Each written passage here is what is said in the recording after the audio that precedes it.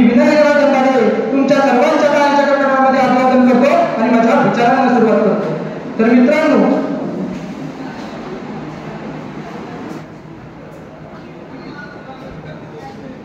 मी आज अफजल खानचा प्रसंग सांगत आहे. ज्यावेळी अफजल खान विजापूरवरून निघाला त्या दिवसापासून राजांचं नियोजन सुरू केलं. आज्ञा केली बहिर्जी फकीर संन्यासी 7 वर्षांना वेशात आपली माणसं हिंदू देत. खान माणूसबळ करीत असेल त्यातही आपली माणसं घाला. अगदी खानाची शिंक देखील आम्हाला कळायला हवी. आणि राजे प्रतापगडावर पोहोचले. प्रतापगडावर पोहोचल्यावर राजे खानाला पत्र लिहितात.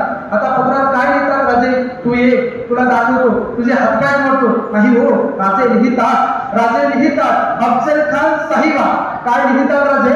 अफजल खान साहिबा, तुम्ही आम्हाला थोरल्या महाराजांच्या जागी, पण आम्हाला आपली भीती वाटते. कृपा करून आपणच आम्हाला भेटावं. प्रतापगडाच्या पायथ्याशी यावे. आणि फुगणारा खान एवढ्या मोठ्या खानाला राजाने पण हारवण्याच्या जागेला शेंड्यावर येऊन बसवला आणि निघाला प्रतापगडाच्या पायथ्याशी यायला.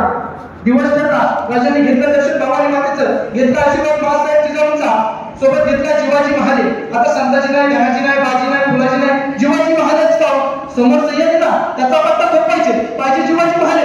चल जीवा, घेतला जीवा. सोबत घेतला संभाजी गावची कोंढाळकर. आता संभाजी गावची कोंढाळकर गाव समोर अफजल खान ना, त्याच ताकदीचा रामरेड्डीच्या ताकदीचं पोरग. चल संभाजी, घेतला संभाजी गावची कोंढाळकर. आणि आज ते कदम महाराष्ट्राचे छत्रपती शिवाजी महाराज अफजल खानाच्या भेटीसाठी निघाले. ठीक 2 वाजता, ठीक 12:30 वाजता निघाले राजे. बरोबर 2 वाजता खानाच्या छावणी बाहेर पोहोचले. ठीक 2 वाजता खानाला वर्दी मिळाली. शिवाजीराजे येतात. तसा खान उठून उभा राहिला. समोरून 5-5.5 फूट उंचीचे देखणे रुबाबदार राजे येत आहेत. खान उठून उभा राहिला. खानाने आपले विशाल भाऊ फैलावले आणि कडायला खान, आओ राजाजी, हमारे गले लग जाओ. राजे धीम्या पावलांनी पुढे गेले. जगदंबेचं स्मरण केलं आणि अखेर गळा भेट झाली. खानाचे विशाल भाऊ राजांच्या पाठीवरती पडले. दापडला जोर लागला. राजाला दगा चालवला. कारण राजाच्या पाठीवरती वाहत टाकला. राजाने काढली बघलं बाहेर. खूपच नाही खायच्या पोटात गेली. अली बंधा जाऊन बाहेर काढला पिचका. पुन्हा आवाज केला. भरपेला खाला. खान ओरडला, या अल्लाह, दगा.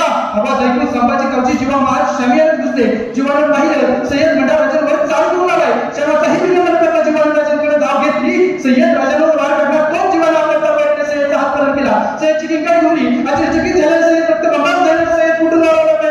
दुसरा वार काढला. सय्यद कोसळला आणि त्यात फुटफुटला. होते जीवाची म्हणून वाचले राजे शिवाजी. 2 दाखवून दिले हिंदुस्थानाला.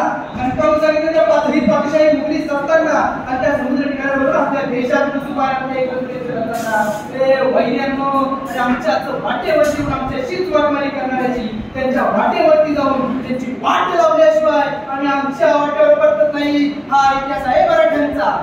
खरं तर त्या महाराजांचा आदर्श घेऊन त्या जिजाऊ महासाहेबांनी महाराजांना घडवलं आणि त्याच या महाराष्ट्राच्या मातीमध्ये बलात्कार होत आहे. कुठे घेऊन चाललोय आम्ही आमच्या महाराष्ट्राला? मुलींनो, तुमच्यामध्ये सुद्धा खूप ताकद आहे.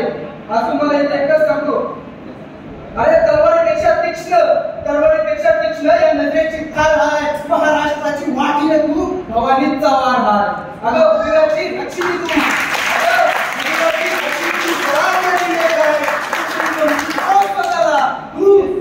उंची लेखा उंची लेखा.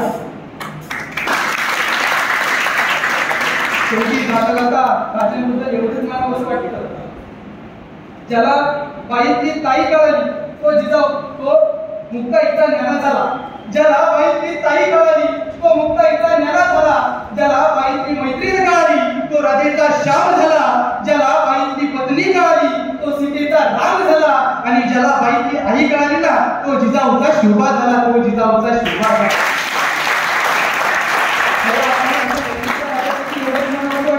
इंद्रजी मी जंग करे भार बसू भंग करे रावण सतंब करे रघुकुल राज है. कौन परी बाह करे शंभुरत नाह पर जोश शस्त्र प्रवाह पर राम मुझ राज है. काम मृगकुंड पर सीता मृगकुंड पर भीष्म की झुंड पर तैसे मुझ राज है. तेज तम अंश पर कर्ण जी कंस पर क्यों मलिच्चा पंच पर शेर शिवराज है. धन्यवाद.